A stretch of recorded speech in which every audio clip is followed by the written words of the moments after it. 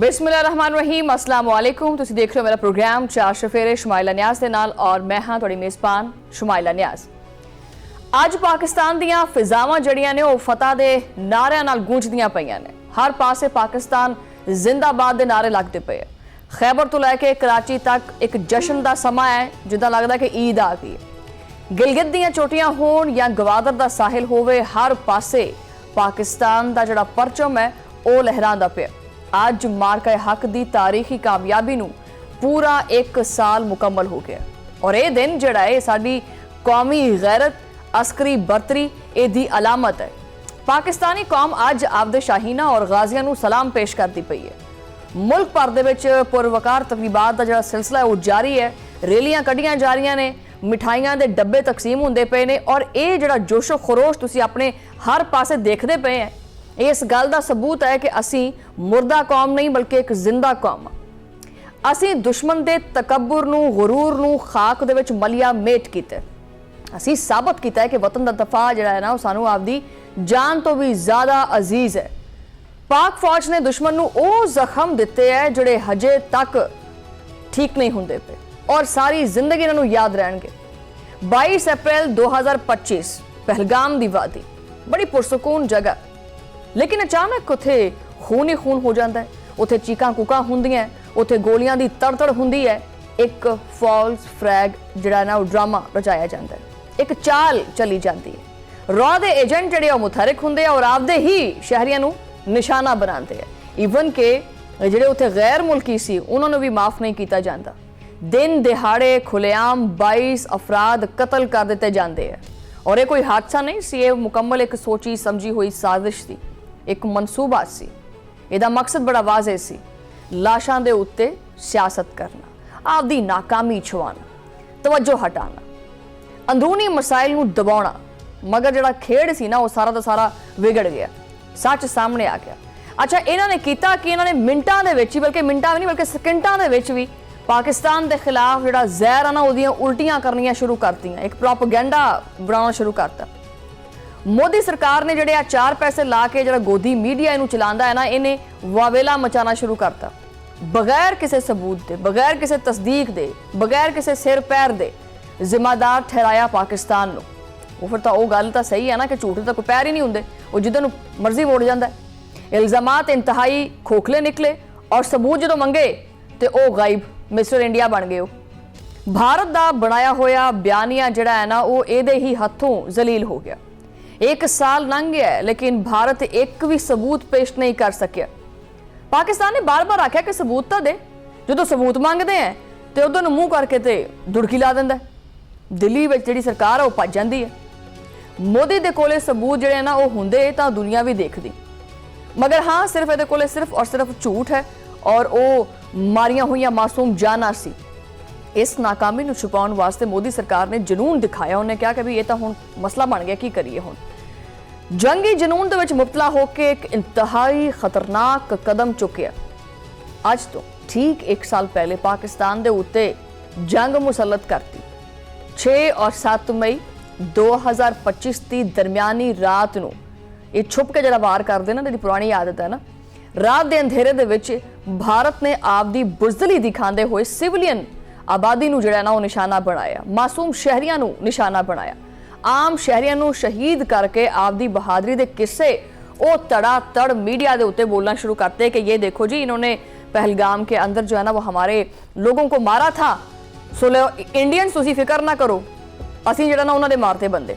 लेकिन उन्होंने ये नहीं सी पता कि भी ये काम इन्ना सीधा नहीं हैगा जिन्ना सीधा असीं समझी खड़े हैं।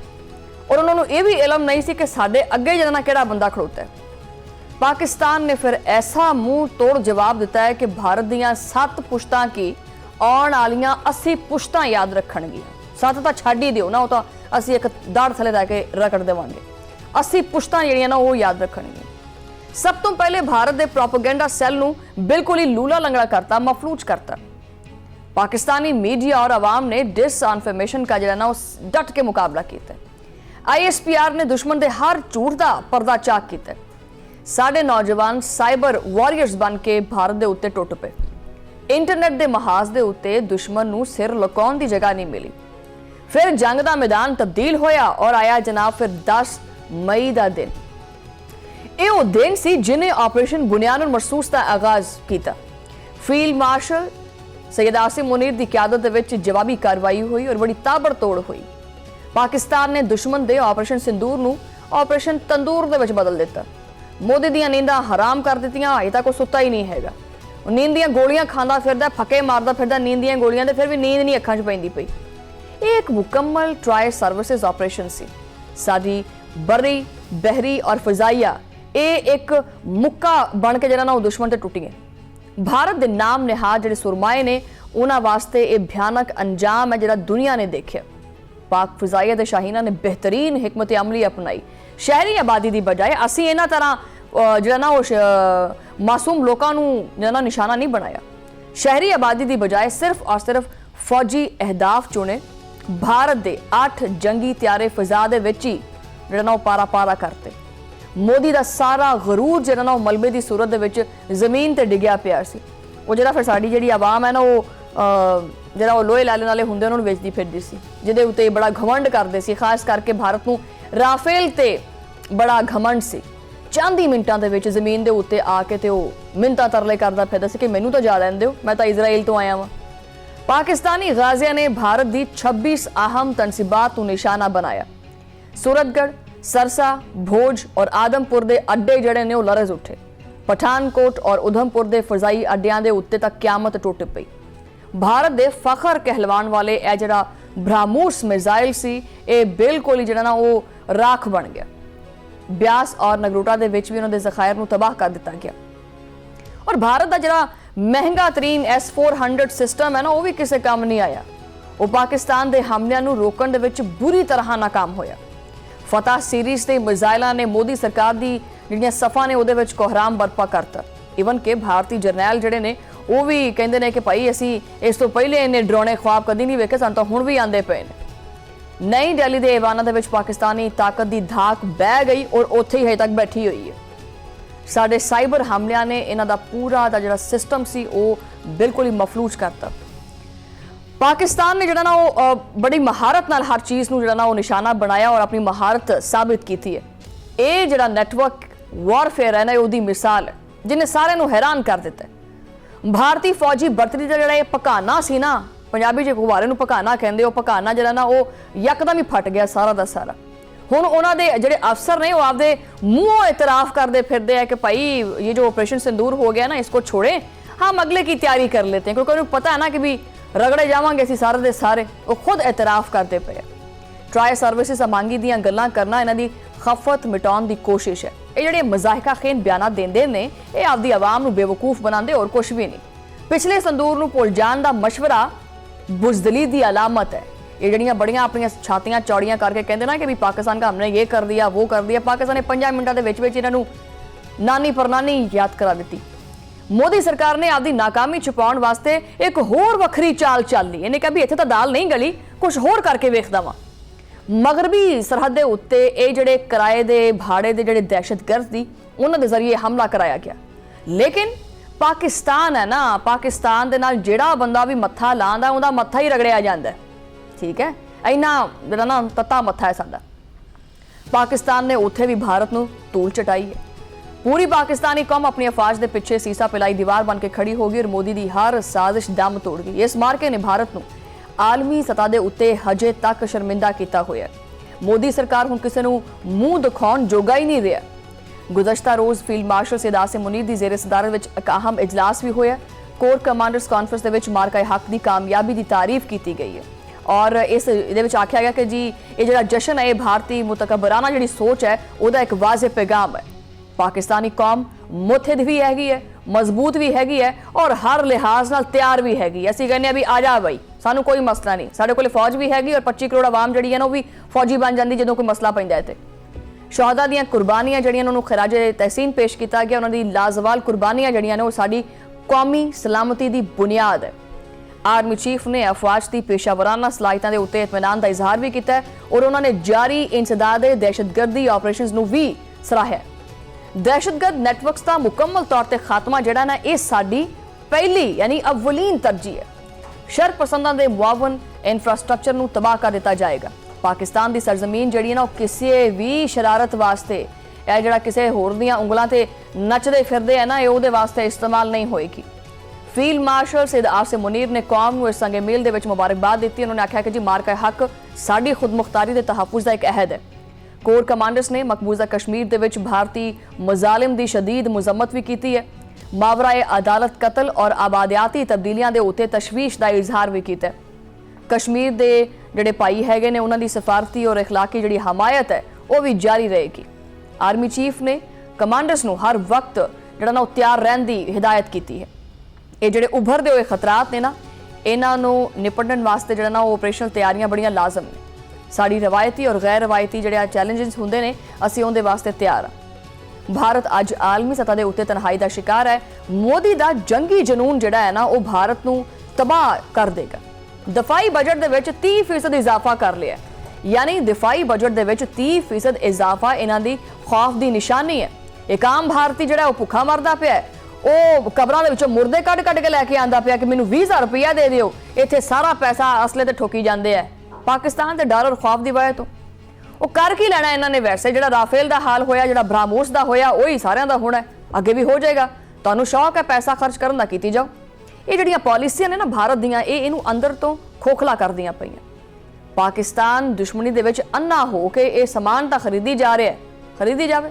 ਹਾਂ, ਅਲਬੱਤਾ ਪਾਕਿਸਤਾਨ ਨੇ ਹਮੇਸ਼ਾ ਇੱਕ ਗੱਲ ਕੀਤੀ ਹੈ ਅਮਨ ਦੀ ਗੱਲ ਕੀਤੀ ਹੈ, ਲੇਕਿਨ ਭਾਰਤ ਨੇ ਮੰਨੀ ਨਹੀਂ। ਨਤੀਜਾ ਫਿਰ ਪੂਰੀ ਦੁਨੀਆ ਦੇ ਸਾਹਮਣੇ ਹੈ। ਭਾਰਤ ਸਬੂਤ ਪੇਸ਼ ਕਰਨ ਦੇ ਵਿੱਚ ਜਿਹੜਾ ਨਾ ਉਹ ਨਾਕਾਮ ਹੈ ਔਰ ਭੱਜਦਾ ਪਿਆ, ਕਿਉਂਕਿ ਇਹ ਝੂਠ ਹੈ। ਮਗਰਬੀ ਸਰਹੱਦ ਦੇ ਉੱਤੇ ਦਹਿਸ਼ਤਗਰਦੀ ਦਾ ਸਿਲਸਿਲਾ ਵੀ ਇਹਦੀ ਬੋਖਲਾਹਟ ਦੀ ਇੱਕ ਨਿਸ਼ਾਨੀ ਹੈ। ਲੇਕਿਨ ਪਾਕਿਸਤਾਨੀ ਕੌਮ ਔਰ ਸਿਆਸੀ ਕਿਆਦਤ ਇੱਕ ਪੇਜ ਦੇ ਉੱਤੇ ਹੈ। ਇਹ ਜਿਹੜੇ ਮੁੱਠੀ ਬਰਾਬਰ ਜਿਹੜੇ ਅਨਾਸਰ ਨੇ ਨਾ ਇਹ ਸਾਡੀ ਕਾਮਯਾਬੀ ਨੂੰ ਮੁਤਾਸਰ ਨਹੀਂ ਕਰਦੇ। ਇਹ ਨਾਕਾਮ ਹੋਣਗੇ ਹਮੇਸ਼ਾ ਦੀ ਤਰ੍ਹਾਂ।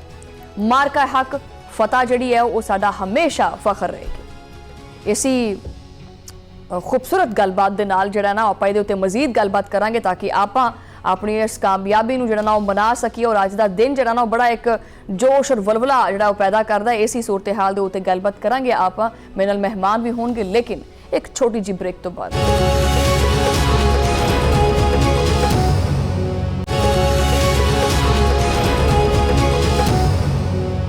वेलकम बैक नाज़रीन। और प्रोग्राम के इस हिस्से में जी ताज़ा तरीन जी सूरत हाल है भारत की वो बारे भी जिक्र कर रहे हैं, क्योंकि प्रोग्राम के आप पहले हिस्से में जो ना वो पूरे एक साल जो कुछ भारत के होया वो डिस्कस किया।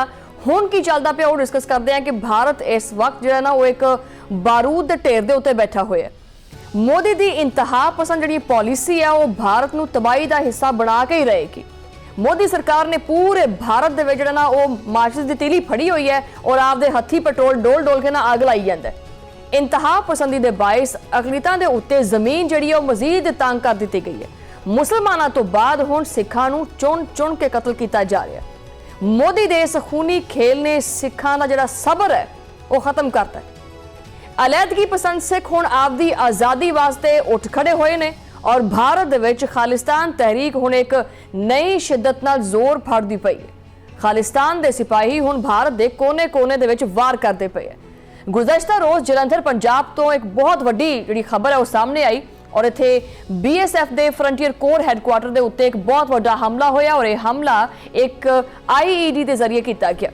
धमाका इन्ना शदीद सी कि भारतीय सिक्योरिटी ढांचा जिहड़ा ना वो कंबण लग पिया। इस हमले की जिम्मेदारी खालिस्तान लिबरेशन आर्मी ने कबूल कर ली और भारतीय मीडिया के मुताबिक इस हमले ने मोदी सरकार दी नींदा उड़ा के रख दी। धमाके के नतीजे दे विच BSF के 2 सिपाही मारे गए जबकि 3 भारतीय एहलकार शदीद जख्मी दसे जा रहे हैं। खालिस्तान लिबरेशन आर्मी ने इस हमले नूं ऑपरेशन नवा सवेरा का नाम दिता है। यह नाम भारतीय तसल्लुत के खात्मे और नई आज़ादी की अलामत है कि KLA ने वाजे किया है कि यह महज एक आगाज है और यह ऑपरेशन उस वक्त तक जारी रहेगा जदों तक सानू साडी मंजिल नहीं मिलती। उन्होंने मुतालबा बड़ा वाजे है कि खालिस्तान की आज़ादी तक जंग जारी रहेगी और यह हमला शहीद रणजीत सिंह के खून का बदला लैण वास्ते किया गया। खालिस्तान लिबरेशन आर्मी ने भारतीय जिहड़े DIG संदीप गोयल ने उन्होंने खुली वार्निंग दी है। उन्होंने आख्या कि संदीप गोयल तू तेरा खानदान जिहड़ा ना वो साडे निशाने दे उत्ते है, तुहाडे रिश्तेदार भी जिहड़े ने वो साडीआं गोलियां तो बच नहीं सकते। रणजीत सिंह के खून का हिसाब हुण तुहानूं जिहड़े तुहाडे प्यारे ने उन्हां दे जरिए देना पएगा। और एक वहशतनाक पैगाम है जो कि भारतीय हुकाम वास्ते एक क्यामत तो कट नहीं हैगा। गोयल खानदान ने सिखां दे उत्ते बेपनाह मुजालिम ढाए ने और हुण उन्हां मुजालिम दा हिसाब देण दा वक्त आ गया। खालिस्तान दे मुजाहिदीन ने ऐलान किया है कि वो इन्ना खून बहाणगे कि सारे लाल रत्ते हो जाएंगे। अच्छा, बहरहाल इसी मुद्दे के उत्ते गलबात करांगे। मेरे नाल मौजूद ने साबिक सफारतकार, दिफाई तजियाकार, एयर मार्शल रिटायर्ड सईद अहम खान साहब। सईद साहब, वेलकम करने अपने प्रोग्राम दे विच। जिहड़ी ताज़ा तरीन डेवलपमेंट है, भारत की जिहड़ी बौखलाहट है, भारत अंदर ही खाते टुटदा जा रहा है, की देखते हैं तुसीं इस सारी सूरत हाल नूं? बिस्मिल्लाहिर्रहमानिर्रहीम। शमाइला, पहले तो आपका शुक्रिया कि आपने आज अपने प्रोग्राम में दोबारा इनवाइट किया। बहुत शुक्रिया। देखिए, भारत उस गड्ढे में गिर रहा है जो उसने दूसरों के लिए खोदा था, खासतौर पे पाकिस्तान, बांग्लादेश और श्रीलंका के। उसने वहां जो अलहदगी पसंद तंजीमें थी उनको सपोर्ट किया। उसने उनके जरिए इन तीनों कंट्रीज के अंदर इंस्टेबिलिटी पैदा की और वो ये समझ रहा था कि ये जो आग है उसके अपने घर में नहीं आई। लेकिन जब जो अलहदगी पसंद तंजीमें इंडिया में हैं, उन्होंने अपने मुल्क के इर्द गिर्द ये देखा तो उनको भी हौसला हुआ और उन्होंने कहा कि जी कि अब हमें भी ये चीजें करनी चाहिए। खालिस्तान तहरीक जो थी वो बड़ी पुरअमन तहरीक थी, लेकिन इंडिया ने उसको इंडिया के अंदर दबाने के लिए बहुत ज्यादा फोर्स इस्तेमाल की और जिस तरह आपने अपने इंट्रोडक्शन में बताया, उन्होंने बहुत सारे सिखों को कत्ल किया। और अब ये जो खालिस्तान तहरीक है, अब ये जरा अग्रेसिव तहरीक होती चली जा रही है। और जो कल धमाका हुआ है पंजाब में, वो रियली सबके लिए आंख खोलने वाला है। और आप अभी देखेंगे कि ये सिर्फ पंजाब तक महदूद नहीं रहेगा, कश्मीर में भी इसका असर होगा। जो नॉर्थ ईस्टर्न स्टेट्स हैं वहां इंडिया की, जिनको वो चिकन नेक कहा जाता है, वहां भी क्या कहते हैं, बहुत ज्यादा इस वक्त अलहदगी पसंद तंजीमें उभर रही हैं। और खासतौर पे सदर्न इंडिया में लोग जो है वो अब सेंट्रल इंडिया के साथ नहीं रहना चाहते या दिल्ली के साथ नहीं रहना चाहते। इंडिया में इस वक्त जो इंटरनेशनल ऑब्जर्वर्स हैं शुमाइला, उनके हिसाब से तकरीबन 17 अलहदगी पसंद यानी कि मूवमेंट्स चल रही हैं। सो इंडिया ने ये जो दूसरों के लिए एक गड्ढा खोदा था, अब उसमें खुद गिरता चला जा रहा है। और जिस तरह की हुकूमत है दिल्ली में, हमें यही उम्मीद करनी पड़ती है कि अल्लाह ताला उनको अकल दे, ना तो इंडिया जो है वो अब एक डिसइंटीग्रेशन की तरफ बढ़ रहा है, अंदर से इंक्लूड। अच्छा, बस सईद अहम खान साहब, जिस तरह मतलब लगा कि देखा जाए तो भारत जी स्ट्रैटेजी है वो की है, मतलब लाइक एक पास जी पोलिटिकल जी डिसेबिलिटीज हैगियां ने वो भी नालों नाल ने, पावर्टी जी हैगी है वो भी नालों नाल है, दिफाई लिहाज नाल जिहड़ा ना ये वो भी बड़ा कमजोर हुंदा जा रहा है और सफारती महाज के उत्ते भी काफ़ी कमजोर हुंदा जा रहा है। ये नाल नाल भारत दे विच जिहड़ा अंदर खाते बहुत सारियां अकलीतां जिहड़ियां ने गैर महफूज ने, ये भारत नूं मजीद जिहड़ा पाकिस्तान वास्ते ख्वाब देखदा सी कि जी असीं पाकिस्तान टुकड़े करने हैं, तुहानूं नज़र नहीं आ रहा कि भारत अनकरीब बहुत सारे टुकड़ियां ते डिवाइड हो जाएगा? एग्जैक्टली यही शमाइला साहब मैं आपको कह रहा हूं कि इंडिया जो है ना वो इम्प्लोड कर रहा है। कोई बाहर की फोर्स इंडिया के अंदर ये अनरेस्ट पैदा नहीं कर रही। ये अनरेस्ट उनकी अपनी पॉलिसीज की वजह से इंडिया के अंदर हुआ है। देखिए, इंडिया के अंदर ना मुसलमानों को सुकून है, ना क्रिश्चियंस को सुकून है, ना सिख्स को सुकून है, और ना ही जो उनकी अपनी माइनॉरिटीज हैं, दलित्स और शूद्रस, उनको कोई सुकून हासिल है। एक हद तक एक तबका दबता है, लेकिन जब उसके ऊपर जुल्म की इंतहा हो जाती है तो वो हमेशा, ये ह्यूमन नेचर है कि वो रिटेलिएट करते हैं। मुसलमानों ने इसी तरह रिटेलिएट किया गुजरात के अंदर, सिख रिटेलिएट कर रहे हैं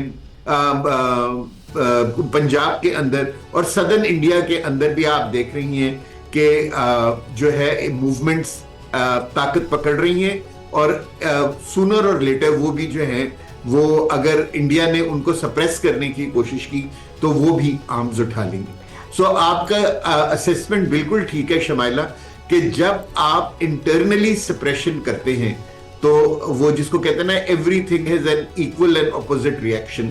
सो आप सप्रेशन का जो असर होता है वो यही तंजीमें ताकत पकड़ती हैं और फिर आपके खिलाफ वेपन उठा लेती। अच्छा, वैसे सईद अहमद खान साहब हुण इस हमले ਨੂੰ ਬੇਸ ਬੁਨਿਆ ਕੇ ਜਿਹੜੇ ਸਿੱਖ ਨੇ ਉਹਨਾਂ ਨੂੰ ਕਿਸ ਹੱਦ ਤੱਕ ਟਾਰਗੇਟ ਕੀਤਾ ਜਾਏਗਾ, ਉਹਨਾਂ ਦੀ ਜ਼ਮੀਨ ਉਹਨਾਂ ਵਾਸਤੇ ਕਿੰਨੀ ਤੰਗ ਕੀਤੀ ਜਾਏਗੀ?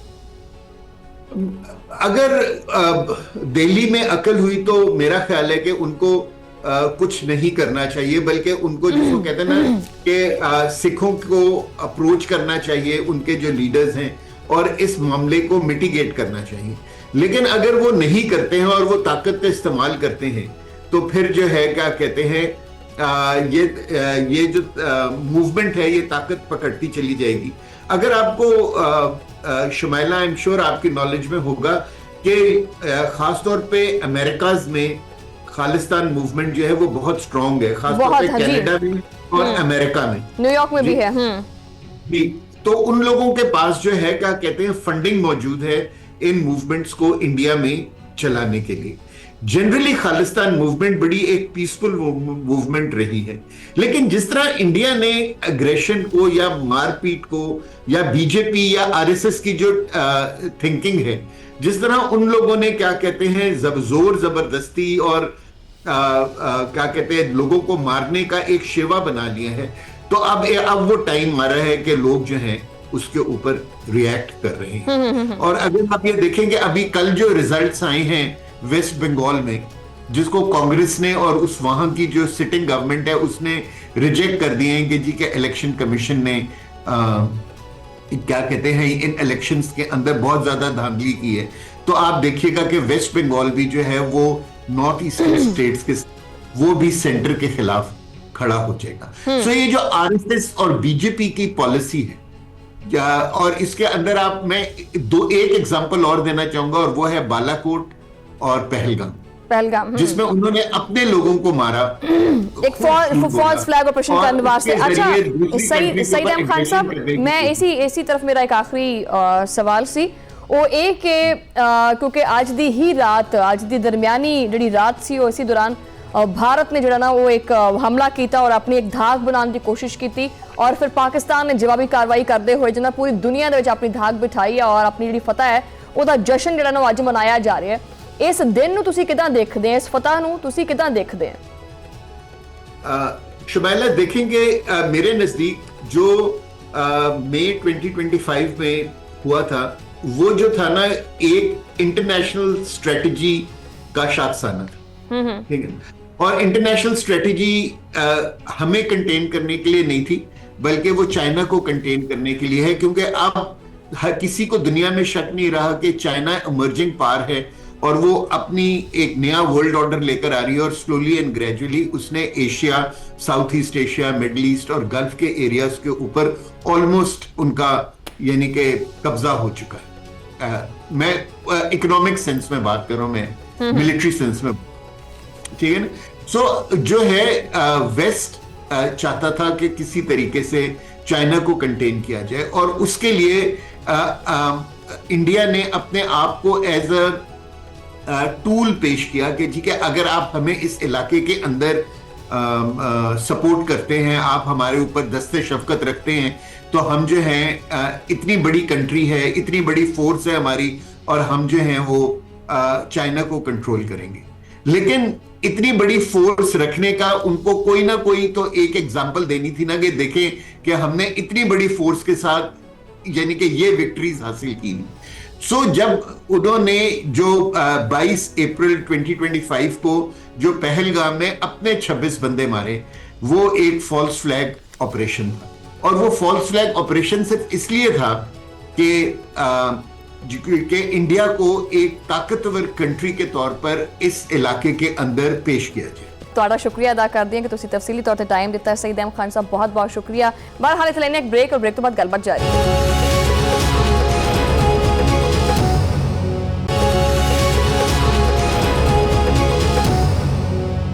ਵੈਲਕਮ ਬੈਕ ਨਾਜ਼ਰੀਨ, और प्रोग्राम ਦੇ ਇਸ ਹਿੱਸੇ ਵਿੱਚ ਵੀ ਜਿਹੜਾ ਨਾ ਆਪਾਂ ਜਿਹੜਾ ਮਾਰਕਾ ਹੱਕ ਦੀ ਜਿਹੜੀ ਫਤਹ ਹੈ ਉਹਦੇ ਉੱਤੇ ਹੀ ਗੱਲਬਾਤ ਕਰਾਂਗੇ, ਕਿਉਂਕਿ ਇਹ ਦਿਨ ਸਾਡੇ ਵਾਸਤੇ ਤਾਂ ਖਾਸ ਹੈ ਹੀ ਹੈ ਤੇ ਭਾਰਤ ਵਾਸਤੇ ਵੀ ਇਹ ਬਹੁਤ ਖਾਸ ਹੈ, ਕਿਉਂਕਿ ਉਹਦੀ ਜ਼ਲਾਲਤ ਹੋਈ ਸੀ ਔਰ ਇਸ ਦਿਨ ਨੂੰ ਕਦੀ ਭੁੱਲ ਨਹੀਂ ਸਕਦਾ। प्रोग्राम ਦੇ ਇਸ ਹਿੱਸੇ ਦੇ ਵਿੱਚ ਮੈਨੂੰ ਜੁਆਇਨ ਕੀਤਾ ਡਾਕਟਰ ਖੁਰਮ ਇਕਬਾਲ ਸਾਹਿਬ ਨੇ, ਜੋ ਕਿ ਸਿਕਿਉਰਿਟੀ ਐਕਸਪਰਟ ਨੇ। ਉਹਨਾਂ ਕੋਲੋਂ ਜਾਣਦੇ ਹਾਂ ਕਿ ਆਖਿਰ वजह की बनी इस जलालत दी, क्योंकि दफाई लिहाज ਨਾਲ अपने आप ਨੂੰ बड़ा स्ट्रोंग समझता सी भारत। ਕਿਹੜੀਆਂ ਐਸੀਆਂ ਗਲਤੀਆਂ ਨੇ ਜਿਹੜੀਆਂ भारत ਕੋਲੋਂ ਹੋਈਆਂ ਔਰ ਉਹਨੂੰ ਹੁਣ ਤੱਕ ਇਹ ਹਾਜ਼ਮਤ ਛੁਪਾਣਾ ਪੈ ਰਹੀ ਹੈ। डॉक्टर खुर्रम इकबाल साहब, अस्सलाम वालेकुम, वेलकम करने अपने प्रोग्राम दे विच। और पहला सवाल मैं करना चाहांगी कि जी ऑपरेशन बुनियाद मरसूस ਨੂੰ तकरीबन 1 साल मुकम्मल हो गया, पाकिस्तान ਨੂੰ फतह हुई और भारत की जलालत पूरी दुनिया ने देखी। सिक्योरिटी तुसी एक्सपर्ट हो, ये दसियो जरा मैनू कि भी ऐसियां किहड़ियां गलतियां सी जिहड़ियां भारत दे कोलों होईयां और जिहदे करके उहनू ये जलालत जिहड़ी चुकनी पई। जी बहुत शुक्रिया। सबसे पहली गलती जो भारत ने की वो भारत का तकब्बुर था। पिछले 14 सालों से भारत शायद ये सोच रहा था कि वो एक रीजनल नहीं बल्कि सुपर पावर बन चुका है, और पाकिस्तान ने जितनी भी कोशिशें की हिंदुस्तान को ऑन बोर्ड करने की, हिंदुस्तान के साथ अमन की, ना सिर्फ भारत ने उनका इनकार किया बल्कि कई मौकों पर एक तज़दीक आमेज बयानात भी हमें भारत की तरफ से सुनने को मिलते थे। और सो मच सो कि चाइना पाकिस्तान इकोनॉमिक कॉरिडोर हो, पब्लिक डिप्लोमेसी हो, पीपल टू पीपल कॉन्टेक्ट हो, करतारपुर कॉरिडोर हो, हमने जितनी कोशिशें की भारत की तरफ से रेसिप्रोसिटी नहीं हुई, क्योंकि भारत का सिर्फ एक वाहिद एजेंडा था और वो था जनूबी एशिया को अखंड भारत में तब्दील करना, जनूबी एशिया को अपने एक्सक्लूसिव स्फीयर ऑफ इन्फ्लुएंस में कन्वर्ट करना। यही वजह है कि मई 2025 में भारत इस ओवर कॉन्फिडेंस के साथ, इस तकब्बुर के साथ पाकिस्तान के खिलाफ इन्होंने हमला किया। और ये पहली दफा हुआ था 1971 के बाद कि इन्होंने बैनुल अक़वामी सरहद पार करके पाकिस्तान में 6 मकामात पर 9 हमले किए थे। और पाकिस्तान के पास कोई चारा नहीं था। फिर जब पाकिस्तान पर जंग इम्पोज कर दी गई तो फिर पाकिस्तान की कौम ने वो जंग लड़ी, और जब जंगें कौमें लड़ती हैं तो उन्हें हराना फिर मुश्किल हो जाता है। हमने देखा कि किस तरह से जब भारत के खिलाफ हमारी आर्टिलरी जब फायरिंग कर रही होती थी तो हमारे अवाम उन फौजियों के पास बैठकर उनको दाद दे रही होती थी। हमने वो मनाजिर भी देखे जब लोग अपनी पुरानी राइफलें लेकर आ गए भारतीय ड्रोन और भारतीय तैयारों को निशाना बनाने के लिए। वो जज्बा था जो पूरी कौम ने दिखाया। इसके अलावा जो हमारी अस्करी क़यादत ने खासतौर पर जो क्लैरिटी ऑफ माइंड का मुजाहरा किया भारत के हवाले से, वो भी खासा अनप्रेसिडेंटेड। जिससे पहले टॉप लेवल पे शायद ये गलतफहमी पाई जाती थी कि हम भारत की तरफ अमन की पेशकश करेंगे, भारत उसको कबूल कर लेगा, लेकिन इस मरतबा हमारी दिल की क़यादत बिल्कुल क्लियर थी कि ये हिंदुत्व रजीम है, ये अखंड भारत चाहते हैं, ये पाकिस्तान को एक सैटेलाइट स्टेट में कन्वर्ट करना चाहते हैं। तो हमने इस हवाले से कोई मिस्टेक नहीं करनी है। एयर चीफ ने कहा I want Rafale, we got the Rafale. फौज की क्लैरिटी देख लें, PAF का किरदार देख लें, पाकिस्तान की इंटेलिजेंस का किरदार देख लें, पाकिस्तान के सियासतदानों का किरदार देख लें। तो ओवरऑल एक हमारी कौमी जंग थी, हम एक कौम बन के लड़े और अल्लाह ताला ने हमें फतह से हमसे नाज़। बेशक अल्लाह ताला ने आपको फतह दी है। अच्छा खुर्रम साहब, मैनू ये दसियो वैसे कि हुण जिहड़ा भारत है वो अपने आप नूं मजीद जिहड़ा ना दफाई लिहाज के उत्ते जिहड़ा स्ट्रोंग करदा पिया है। इवन कि अपने दफाई बजट दे विच जिहड़ा ना वो बड़ा गैर मामूली जिहा इजाफा कीता है और इहदे नाल नाल जिहड़े नवे हथियार ने वो भी खरीदे जा रहे हैं। ਇਹਦੀ ਰੀਜ਼ਨ ਕੀ ਹੈ ਵੈਸੇ? ਭਾਰਤ ਕਰਨਾ ਕੀ ਚਾਹ ਰਿਹਾ, ਦੀ ਸਟ੍ਰੈਟਜੀ ਕੀ ਹੈ ਕਿ ਇਸ ਮੁਖਲਾਹਟ ਦੇ ਵਿੱਚ ਇਹ ਦੁਬਾਰਾ ਤਾਂ ਪਾਕਿस्तान ਦੇ ਉੱਤੇ ਕੋਈ जंग ਕਰਨ ਦਾ इरादा ਤਾਂ नहीं रखता हैगा? इरादे तो इनके ऐसे ही है, लेकिन ये अनकरीब ये जंग नहीं लड़ेंगे। और उसकी वजह ये है कि अभी बुनियाद मरसूस को सिर्फ 1 साल ही हुआ है और भारत के वो जख्म बहुत गहरे हैं। भारत को ये इल्म है कि भारत की डिफेंस एस्टेब्लिशमेंट में और पूरी मशीन में सीरियस गैप है, जिसकी वजह से भारत टेक्नोलॉजिकल एडवांटेज होने के बावजूद अपने से 5 गुना छोटे मुल्क को जंग में ना हरा सका।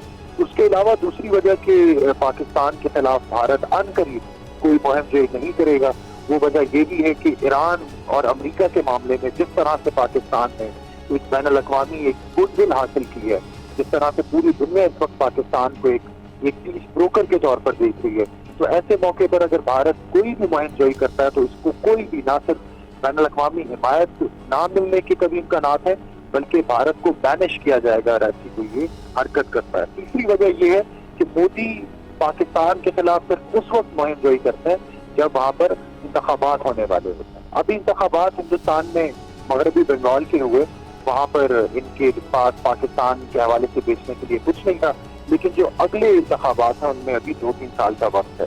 कि भारत अपने इरादों से बात तो नहीं आया है कि इनका जो अखंड भारत का ख्वाब है वो आज भी ये पूरा करना चाहते हैं, लेकिन इन्हें जो सबक दे दिया गया है तो कम अज कम ये 2 साल तो उसके थोड़ा सा ये सब्र करें।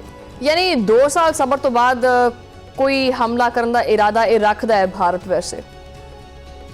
जी बिल्कुल, वो तो देखें राजनाथ सिंह क्लियरली कह चुके हैं कि ऑपरेशन सिंदूर रुका नहीं। ऑपरेशन सिंदूर रुका नहीं, मेरा असल च मुद्दा यही सी है सवाल करन दा।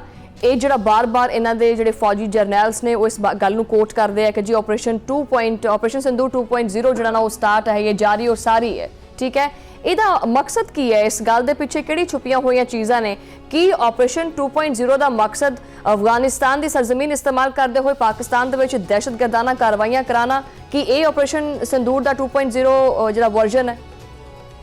जी आप बिल्कुल दुरुस्त फरमा रही हैं कि कन्वेंशनली तो शायद ये अभी दोबारा कोशिश ना करें पाकिस्तान के खिलाफ, नॉन कन्वेंशनल मीन्स के जरिए ये कोशिश करेंगे और कर रहे हैं पाकिस्तान को डिस्टेबलाइज करने की। प्रॉक्सी को सपोर्ट किया जा रहा है। आप देख रहे हैं कि बलूचिस्तान में जो जिस तरह से भारत की तरफदारी बढ़ चुकी है, इसी तरह से पाकिस्तान के साबका कबायली इलाकों में जिस तरह से तहरीक तालिबान पाकिस्तान को अफगानिस्तान के जरिए सपोर्ट किया जा रहा है, तो ये प्रॉक्सी वॉर इतनी जारी रही है हमेशा पाकिस्तान के खिलाफ और ये जारी रहेगी। इसको ये कहते हैं कि low cost high impact intervention.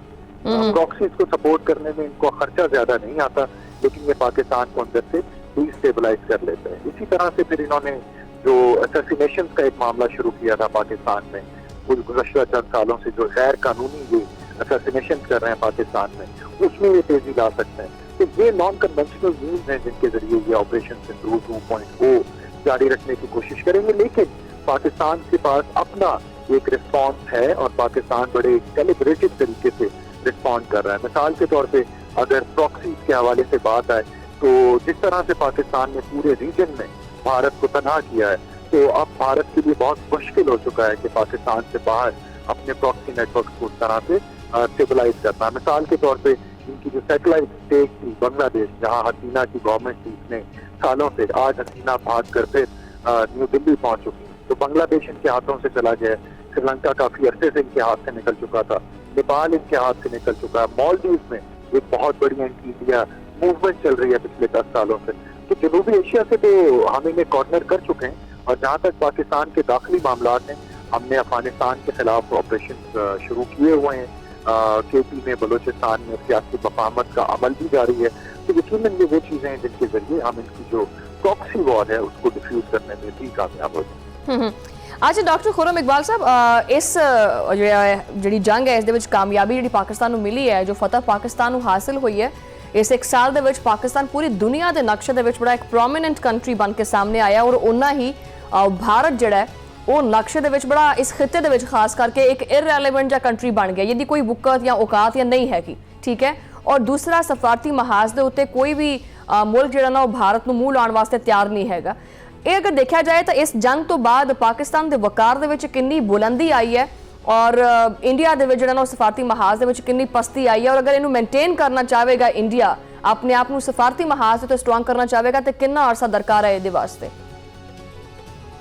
ये मई 2025 के बाद की अस्करी फतह ही थी जिसने पाकिस्तान की स्टैंडिंग में इजाफा किया और उसी स्टैंडिंग की बेस पर आज हम अमेरिका ईरान के दरमियान सालसी का किरदार अदा कर रहे हैं।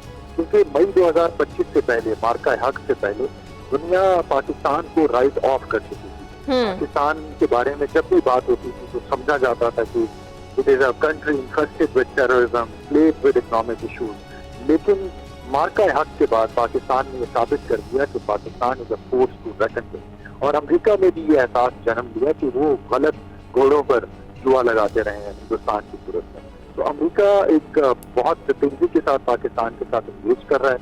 ईरान के मामले पर हमने देखा कि पाकिस्तान की जो कहने पे सीज फायर हुई 40 दिन के बाद, अब जब दोबारा ऑपरेशन फ्रीडम शुरू होने लगा था, पाकिस्तान ने दोबारा दरखास्त, वो ऑपरेशन फ्रीडम रोका गया और फिर एक पौध हम हासिल करने में कामयाब हो गए। तो बैन अवी तौर पर मई 2025 के बाद हमने जो मोमेंटम गेन किया था, हमने उसको सस्टेन किया है और हम ग्रेजुअली उसको इकोनॉमिक गेन्स में भी कन्वर्ट कर रहे हैं। मिसाल के तौर पे अगर ईरान और अमेरिका का ये जो मामला है आपदा हुर्मुज़ के हवाले से, ये ऐसे जारी रहता है तो गल्फ ममालिक जितने भी हैं वो डाइवर्सिफिकेशन ऑफ ट्रेड रूट्स की तरफ जाएंगे और उस डाइवर्सिफिकेशन में पाकिस्तान एक अहम किरदार अदा करेगा।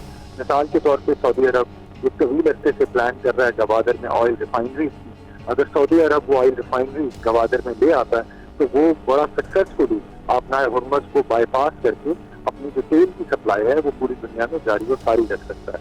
ईरान के हवाले से पाकिस्तान ने अपनी तिजारती राहदारियां खोल दी हैं, गवादर पोर्ट खोल दिया है, कराची पोर्ट खोल दिया है, यहाँ पे शिपमेंट्स में बहुत तेजी से इजाफा हो रहा है। तो वो जो हमने अस्करी कामयाबी हासिल की थी मई 2025 में, हमने इसको सिफारती कामयाबियों में कन्वर्ट किया और अब हम उन सिफारती कामयाबियों को मौशी इस्लाहात में और मौशी कामयाबियों में कन्वर्ट करना है और इंशाल्लाह आने वाला वक्त पाकिस्तान के लिए बहुत बाबरकत साबित होगा। सही हो गया। डॉक्टर खुर्रम इकबाल साहब बहुत बहुत शुक्रिया, तुसी टाइम दिता और अपना तज्जिया पेश किया।